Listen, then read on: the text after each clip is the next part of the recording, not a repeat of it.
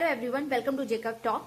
आज हम लोग बजट लाइन पढ़ने वाले हैं। इसके पहले वाले वीडियो में हम लोगों ने इंडिफरेंस कर्व देख लिया है, features, graph, assumptions, concept of MRS, सारा चीज कवर किया जा चुका है। तो अगर आपने वो वीडियो नहीं देखा है तो वो उस वीडियो को देखिए। तो चलिए आज का वीडियो शुरू करते हैं। बजट लाइन क्या होता है, इसको समझने के लिए आप एक एग्जाम्पल से समझिए इसको। देखिए, एक कंज्यूमर जब भी दुकान पे जाता है तो कंज्यूमर की परचेसिंग पावर दो चीजों पर डिपेंड करती है। पहली कि आपके पास या कंज्यूमर के पास कितना पैसा है, ठीक है, और दूसरा गुड्स का प्राइसेस कितना है। ठीक, तो मान लेते हैं, सपोज आप समझिए, एग्जाम्पल लेते हैं, एग्जाम्पल समझिए, ठीक है। सपोज कंज्यूमर का इनकम $40 है, ठीक है। उस $40 को वो दो चीजों में खर्च कर रहा है, एक मूवी को देखने में मंथली और दूसरा कोला पे खर्च कर रहा है जो कि ड्रिंक है। एक मूवी का प्राइस कितना है, $8 है, कोला का प्राइस कितना है, $4 है। अगर कंज्यूमर $40 को सिर्फ मूवी में खर्च करे तो वो कितने मूवी दे सकता है, $40/8 मतलब 5 मूवी दे सकता है। तो यहाँ हमने एक्स एक्सिस पे मूवी लिया हुआ है और 5 यहाँ पे मार्क कर लिया, ठीक है। और वाई एक्सिस पे कोला लिया हुआ है, वाई एक्सिस पे क्या है, कोला। तो कोला पे अगर $40 खर्च करे तो कितना कोला वो खरीद सकता है, 10 कोला। तो यहाँ पे वाई एक्सिस पे 10 मार्क कर लिया। अब इसको ज्वाइन कर देंगे तो क्या आपका ये मिल गया, आपका ये बजट लाइन हो गया। बजट लाइन को प्राइस लाइन भी कहते हैं, ठीक है। तो अब यहाँ पे देखिए ABCDEF जितने भी पॉइंट हैं, यहाँ पर कंज्यूमर अपना सारा का सारा पैसा क्या कर देगा, खर्च कर देगा। अब कोई भी कॉम्बिनेशन ले लीजिए, मान लेते हैं 8 कोला और 1 मूवी। कंज्यूमर क्या है, अपने $40 को खर्च करे तो 8 यूनिट अगर कोला पे खर्च करे तो उसने कितना खर्च कर दिया है, 1 कोला का प्राइस कितना है, $4, जिसका मतलब $32 कंज्यूमर ने खर्च कर दिया कोला पे। अब उसके पास कितना बचा, 40 में से 32 माइनस कर दीजिए, $8 बचा। तो अब मूवी कितना देखेगा, सिर्फ एक मूवी देख सकता है क्योंकि एक मूवी का प्राइस ही $8 है। तो 8 कोला पे खर्च किया और 1 मूवी आ गया, मतलब कंज्यूमर बी पॉइंट पे सारा पैसा अपना खर्च कर दिया, $40। अब दूसरा भी आप देख लीजिए, अगर 6 कोला कंज्यूमर अगर खरीदे तो 6 कोला का मतलब उसने कितना पैसा खर्च किया, 6 × 4 मतलब $24 उसने खर्च, 6 × 4 मतलब $24 कंज्यूमर ने खर्च कर दिया। अब उसके पास कितना बचा, अब उसके पास कंज्यूमर के पास कितना बचा, $16। अब $16 में कितना मूवी वो देख पाएगा, सिर्फ 2 मूवी। तो देखिए 2 मूवी, ठीक है ना, 6 कोला पे और 2 मूवी पे खर्च करेगा तो उसके पूरे $40 खर्च हो जा रहे हैं। तो आप देख पा रहे हैं, इसी तरीके से 4 कोला पे खर्च करे तो वो मूवी 3 देख पाएगा, और 2 कोला पे खर्च करे, ठीक है, 2 कोला खरीदे तो वो 4 मूवी देख पाएगा। तो यहाँ पे आप देख पा रहे हैं कि ABCDEF हर एक पॉइंट पे कंज्यूमर अपना सारा पैसा मतलब $40 पूरा खर्च कर दे रहा है। लेकिन अगर इस बजट लाइन के अंदर अगर कोई पॉइंट है, यहाँ पे M को कोई पॉइंट ले रहे हैं, तो कंज्यूमर यहाँ पर दो कमोडिटी खरीद तो सकता है बट उसका पैसा यहाँ पे क्या है, बच जाएगा, तो उसको सेटिस्फेक्शन यहाँ पे कम मिलेगा। ये मान्यता है, अजम्पशन है कि बजट लाइन पर कंज्यूमर क्या करता है, बजट लाइन पर कंज्यूमर कर क्या रहा है कि सारा का सारा अपना पैसा खर्च कर देता है। और अगर कोई पॉइंट बजट लाइन के बाहर है तो यहाँ ये जो पॉइंट है, के पॉइंट कंज्यूमर के लिए अफोर्डेबल नहीं क्योंकि उसकी बजट ही कम है, ठीक है, और ये बजट के बाहर है, ठीक। अब देखिए बजट लाइन का स्लोप या प्राइस लाइन का स्लोप क्या होता है। बजट लाइन का स्लोप या प्राइस लाइन का स्लोप जो होता है, एक्स और वाई जो 2 कमोडिटी के प्राइस रेशियो होता है, ठीक है। इसको लिख कैसे सकते हैं, मतलब del y/del x, मतलब y का कितना कमोडिटी वो छोड़ रहा है और x का कितना एडिशनल कमोडिटी कंज्यूम कर रहा है। अब दोनों साथ में तो नहीं कर सकते क्योंकि आपकी लिमिटेड बजट है तो अगर x का आप यूनिट बढ़ाएंगे तो y को आपको क्या करना पड़ेगा, पहले से कम कंज्यूम करना पड़ेगा, पहले से कम आप खरीद पाएंगे, ठीक है, क्योंकि बजट आपका क्या है, लिमिटेड है।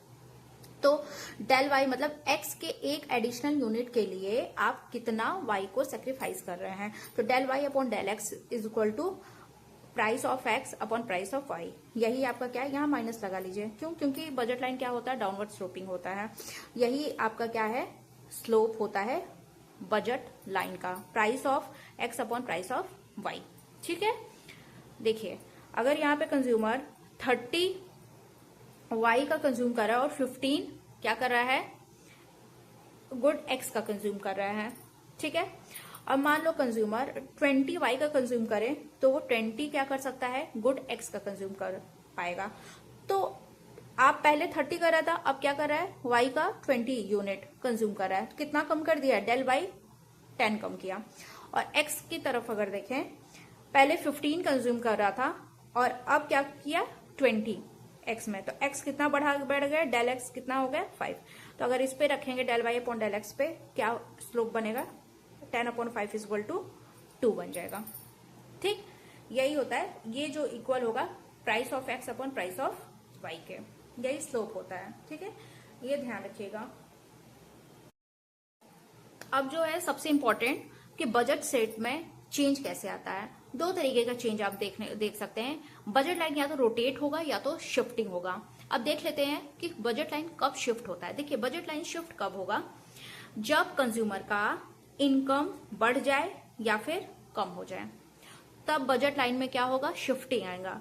और बजट लाइन रोटेट कब होगा, जब गुड्स का प्राइस या तो बढ़ जाए या तो गुड्स का प्राइस कम हो जाए, तब बजट लाइन क्या करेगा, रोटेट करेगा। अब शिफ्टिंग इन बजट लाइन दो तरीके का हो सकता है, एक बैकवर्ड शिफ्ट कर सकता है जिसे लेफ्टवर्ड शिफ्टिंग बोलेंगे, और दूसरा फॉरवर्ड शिफ्ट कर सकता है आगे की तरफ, ठीक है, जिसे राइटवर्ड शिफ्टिंग बोलते हैं। फॉरवर्ड शिफ्टिंग को क्या बोलते हैं, राइटवर्ड शिफ्ट बोलते हैं, और बैकवर्ड शिफ्ट को क्या बोलते हैं, लेफ्टवर्ड शिफ्ट बोलते हैं, लेफ्टवर्ड शिफ्ट। ठीक है, अब इसे देखते हैं फॉरवर्ड शिफ्टिंग क्या होती है, बैकवर्ड शिफ्ट कैसे करता है, इस एग्जाम्पल के साथ समझते हैं। बजट लाइन कब कैसे बजट लाइन में शिफ्टिंग आता है, इसे समझते हैं एग्जाम्पल के साथ। मान लेते हैं कंज्यूमर का करंट इनकम कितना है, 100 रुपीज है, और कंज्यूमर इससे 2 गुड खरीदता है, गुड 1 गुड 2। गुड 1 का प्राइस है 2 रुपए सपोज, और गुड 1 का प्राइस कितना है, 1 रुपीज है। अगर कंज्यूमर गुड 1 पे सारा का सारा पैसा खर्च करे तो कितना यूनिट खर्च कर सकता है, कितना यूनिट खरीद पाएगा गुड 1 का, 50 यूनिट, राइट। 50 यूनिट वो गुड 1 पे खर्च करे तो क्या होगा, गुड वाई वो 0 खरीदेगा। और अगर सारा का सारा पैसा गुड 2 पे खर्च कर दे तो गुड 1 0 खरीदेगा और गुड 2 100 यूनिट आ जाएगा। ठीक है जी।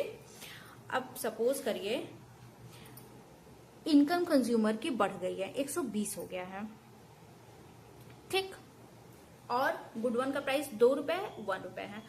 अब अगर सारा का सारा पैसा गुड 2 पे खर्च करे तो 120 यूनिट आएगा, लेकिन गुड 1 कुछ भी नहीं खरीद पाएगा। लेकिन सारा पैसा अगर गुड 1 पे खर्च कर दे तो कितना खरीद पाएगा, कितने यूनिट, 60 यूनिट। ठीक है, 60 यूनिट गुड 1 खरीदेगा तो गुड 2 वो कुछ भी नहीं खरीद पाएगा। ठीक है, अब इसको हम लोग क्या देखते हैं, डायग्राम में देखते हैं। देखिए जब कंज्यूमर का 100 रुपए इनकम था, 100 रुपए इनकम था, और गुड 1 का प्राइस कितना था, गुड वन का प्राइस कितना था, ₹2, और गुड 2 का प्राइस कितना था, ₹1, और कंज्यूमर का इनकम कितना है 100, मनी इनकम वाइज है 100 रुपए था। तो अगर कंज्यूमर 100 रुपए को सिर्फ गुड 1 पे खरीदे तो 50 यूनिट खरीद पाएगा, राइट। देखिए यहाँ 50, ये 50 लगा लिया मार्क। और अगर सारा का सारा पैसा गुड वाई पे खर्च कर दे तो वो 100 यूनिट खर्च कर पाएगा। इसको मिला देंगे, आपका ये क्या हो जाएगा, बजट लाइन। अब सपोज कंज्यूमर की इनकम क्या हो गई है, बढ़ गई है, कितना हो गया, 120 हो गया। एक कंज्यूमर की इनकम कितनी हो गई, 120। अब प्राइस ऑफ गुड 1 कितना है, 2 रुपया, तो गुड 1 कितना खरीद पाएगा, 60 यूनिट, और गुड 2 उससे कितना खरीद पाएगा, अगर सारा का सारा पैसा गुड 2 पे खर्च करे, गुड 1 कुछ भी ना खरीदे तो 120 यूनिट आएगा, राइट। अब इसको मिलाए, 120 कुछ यहाँ मार्क कर लीजिए और 60 यहाँ पे ले लीजिए गुड एक्स, इसको मिलाएंगे तो ये कुछ नया बजट लाइन आपका आ गया ना। तो देखिए ये राइट वर्ड की तरफ है, ठीक है, आगे की तरफ, इसी को बोलते हैं फॉरवर्ड शिफ्टिंग या राइटवर्ड शिफ्टिंग, बजट लाइन का शिफ्ट होना। अब यहां से हटकर बजट लाइन आगे की तरफ चला गया है, इसी को बोलते हैं फॉरवर्ड शिफ्टिंग।